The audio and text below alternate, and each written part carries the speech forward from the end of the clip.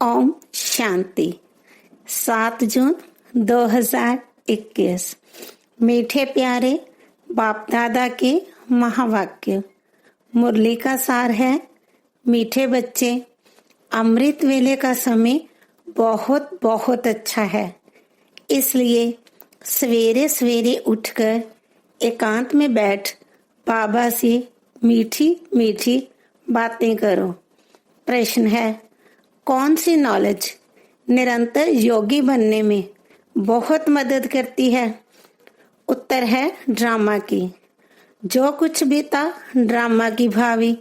जरा भी स्थिति हलचल में न आए, भल कैसी भी परिस्थिति हो, अर्थ क्विक आ जाए, धंधे में घाटा पड़ जाए, लेकिन जरा भी संशय पैदा न हो, इसको कहते हैं महावीर। अगर ड्रामा की यथार्थ नॉलेज नहीं तो आंसू बहाते रहेंगे।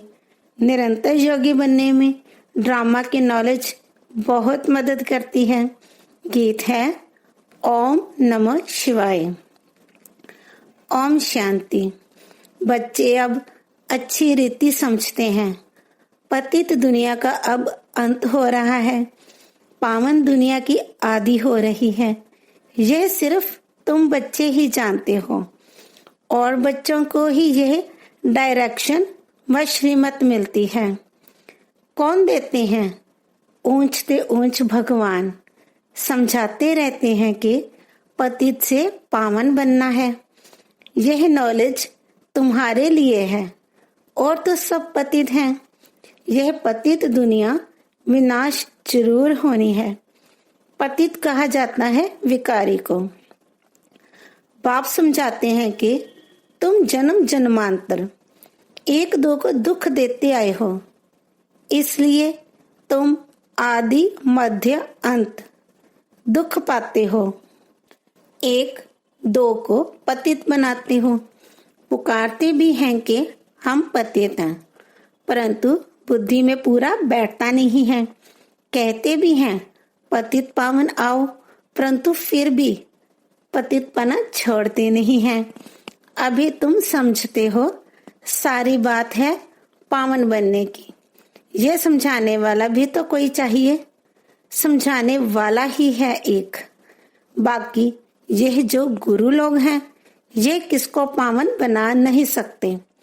पावन भी सिर्फ एक जन्म के लिए नहीं, जन्म जन्मांतर के लिए बनना है। तुम्हारे में भी जो ज्ञानवान है वे तीखे होते हैं। ड्रामा अनुसार वह नूंद है। तुम्हारे में भी महावीर पना चाहिए। वे आएगा बाप की याद में रहने से। बाप बहुत अच्छी रीति बैठ समझाते हैं। जैसे बाबा कहते हैं कि सवेरे उठकर याद करो। वे समय बहुत सुंदर है याद करने का, जिसको प्रभात कहा जाता है। भक्ति मार्ग में भी कहते हैं राम सिमर प्रभात मोरे मन। बाबा भी कहते हैं सवेरे उठ बाप को याद करो तो बड़ा मजा आएगा। बाप की याद में बैठ यही ख्याल करना चाहिए कि कैसे किसको समझाएं। अमृत वेले का वायुमंडल बड़ा शुद्ध रहता है। दिन में तो गोरख धंधा रहता है। रात को 12 बजे तक तो विकारी वायुमंडल रहता है। साधु संत भक्त आदि सब भक्ति भी प्रभात को करते हैं। यूं तो याद दिन में भी कर सकते हैं। धंधे में बल रहे। बुद्धि का योग जिस देवता का पुजारी होगा उनके पास होगा, परंतु ऐसा किसका रहता नहीं है। भक्ति मार्ग में सिर्फ दर्शन के लिए मेहनत करते हैं, मिलता कुछ भी नहीं। उनको भी भक्ति करते करते तमो प्रधान बनना ही है। भक्ति मार्ग में भी शिव पर बलि चढ़ाते हैं, जिसको काशी कलवट कहते हैं। शिव को याद करते करते कुएं में कूद पड़ते हैं। शिव के ऊपर बलि चढ़ाते हैं। वह है भक्ति मार्ग की बलि। यह है ज्ञान मार्ग की बलि। वह भी मुश्किल, यह भी मुश्किल। भक्ति मार्ग में इससे कुछ फायदा नहीं। यह जैसे आत्मा अपने शरीर का घात करती है। ये कोई ज्ञान नहीं है। वह भी कह देते आत्मा सो परमात्मा। आत्म अभिमानी तो एक बाप ही है जो बच्चों को समझाते हैं कि परमात्मा तो मैं एक ही हूँ। हम आत्मा सो परमात्मा कहना यह बड़े से बड़ी झूठ है। यह तो हो नहीं सकता। बाप कहते हैं मैं आता ही हूँ पतितों को पावन बनाने, सो पावन बना रहा हूँ। बाकी तो ड्रामा में जो होना है सो होगा ही। समझो, अर्थक्वेक होती है, छत गिर जाती है, कहेंगे भावी। कल्प पहले भी ऐसा हुआ था। इसमें जरा भी हिलने की दरकार नहीं। ड्रामा पर पक्का खड़ा रहना है। इसको ही महावीर कहा जाता है। एक्सीडेंट आदि तो ढेर के ढेर होते रहते हैं। फिर किसकी रक्षा करते हैं क्या? ये तो ड्रामा में नोंद है। ऐसे ही ड्रामा में पार्ट है। जो ड्रामा को नहीं जानते वे देह को याद कर आंसू बहाते हैं। वे कभी शिव बाबा को याद नहीं कर सकते क्योंकि शिव बाबा से प्यार नहीं है, सच्ची प्रीत नहीं है। बाप के साथ तो पूरी प्रीत होनी चाहिए। शिव बाबा के साथ प्रीत बुद्धि तुम कल्प कल्प बनते हो। देवताओं की बाप के साथ प्रीत बुद्धि थी, ऐसे नहीं कहेंगे।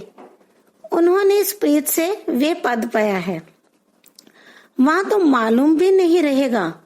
सारे कल्प में तुमको शिव बाबा का पता भी नहीं रहता है जो प्रीत रख सको। अभी बाप ने अपना परिचय दिया है। अब बाप कहते हैं कि और संग तोड़ मुझ एक साथ जोड़ो। यह विनाशकाल तो जरूर है। ये भी तुम बच्चे जानते हो। मनुष्य तो बिल्कुल ही घोर अंधेरे में है। तुम अभी समझते हो हमको तो बाप से पूरा वर्षा लेना है। याद बिगड़ सतो प्रधान नहीं बन सकेंगे। सर्जन बन अपने रोग को देखना है। श्रीमत पर देखना है कि हमारी बाप के साथ कितनी प्रीत है। अमृत वेले ही बाप को याद करना अच्छा है। प्रभात का समय बहुत अच्छा है। उस समय माया के तूफान नहीं आएंगे। रात को 12 बजे तक तपस्या करने का कोई फायदा नहीं है क्योंकि टाइम ही गंदा होता है। वायुमंडल खराब रहता है तो 1 बजे तक छोड़ देना चाहिए। 1 के बाद वायुमंडल अच्छा रहता है। बाप कहते हैं अपना तो है ही सहज राजयोग, भल आराम से बैठो। बाबा अपना अनुभव भी सुनाते हैं। कैसे बाबा से बातें करता हूँ। बाबा कैसा वंडरफुल ये ड्रामा है। आप कैसे आकर पतित से पावन बनाते हो। सारी दुनिया को कैसे पलटाते हो। बड़ा वंडर है। जैसे बाप को ख्याल आते हैं वैसे बच्चों को भी आने चाहिए। कैसे मनुष्यों का बेड़ा पार करें अथवा कैसे नैया पार करें। बाप कहते हैं तुम पुकारते रहते हो हे पतित पावन आओ। अब मैं आया हूँ। अब तुम पतित ना बनो। पतित होकर सभा में आकर नहीं बैठो, नहीं तो वायुमंडल अशुद्ध कर देते हो। बाबा को मालूम तो पड़ता है। दिल्ली में, बॉम्बे में ऐसे विकार में जाने वाले आकर बैठ जाते थे। गाया हुआ है असुर आकर विघ्न डालने बैठते थे। विकार में जाने वालों को असुर कहा जाता है। वायुमंडल को खराब करते हैं। उनके लिए सजा बहुत कड़ी है। बाबा समझाते तो सभी बातें हैं, फिर भी अपना घाटा करने के सिवाय रहते नहीं। झूठ भी बोलते हैं, नहीं तो फौरन लिख देना चाहिए बाबा हमसे यह भूल हुई, क्षमा करना। अपना पाप लिख दो, नहीं तो वृद्धि को पाते रहेंगे और सातल में चले जाएंगे। आते हैं कुछ लेने के लिए और ही कान कटा लेते। यह भी ड्रामा में पाठ है। ऐसे असुर कल्प पहले भी थे, अब भी हैं। अमृत छोड़ विष पीते हैं। अपना भी घात करते हैं और औरों को भी नुकसान पहुंचाते हैं, वायुमंडल खराब कर देते हैं। प्राणियां भी सब एक समान नहीं हैं। महारथी, घोड़ेसवार, प्यादे सब हैं। तुम बच्चों को अथाह खुशी होनी चाहिए। बाबा मिला और बाकी क्या? हाँ, अपने बच्चों आदि को जरूर संभालना है। ऐसे नहीं कि बाबा ये सब आपके हैं, अब आप संभालो, हम तो आपके बन गए। बाबा समझाते हैं कि गृहस्थ व्यवहार में रहते कमल फूल समान पवित्र बनो। कोई भी पतित काम नहीं करो। बस पहली बात है काम की। द्रौपदी ने भी इस पर पुकारा कि हमको ये नगन करते हैं। पुकारा भी तब था जब बाप सुनने वाला आया था। बाप के आने के पहले कोई भी पुकारते नहीं हैं। किसको पुकारेंगे? बाबा आया है तब ही पुकारते हैं। पतित से पावन बनकर फिर कहाँ जाएंगे? वापिस जाना है। वे तो यही समय है। सबका सदगति दाता लिबरेटर एक ही है। यहाँ तो दुख है। साधु संत आदि कोई भी सुखी हो ना सके। सबको कोई न कोई दुख रोग आदि होता ही है। कोई गुरु अंधा लूला भी होता है। जरूर कोई ऐसा काम किया है तब तो अंधा लूला आदि बनते हैं। सतयुग में कोई अंधा लूला आदि थोड़े ही होगा। मनुष्य थोड़े ही समझते हैं। बाप ही आकर समझाते हैं। बाप ही ज्ञान का सागर पतित पावन है। बाकी तो सब है भक्ति। वे भक्ति मार्ग ही अलग है। वे है सीढ़ी उतरने का मार्ग। उतरने में, जीवन बंध में आने में 84 जन्म लगते हैं और फिर 1 सेकंड लगता है जीवन मुक्त बनने में। अगर उनकी मत पर चल बाप को याद करो तो नंबरवार तो है ना। कहते हैं हमको फलानी टीचर मिले तो अच्छा है, तो जरूर खुद कमजोर हैं।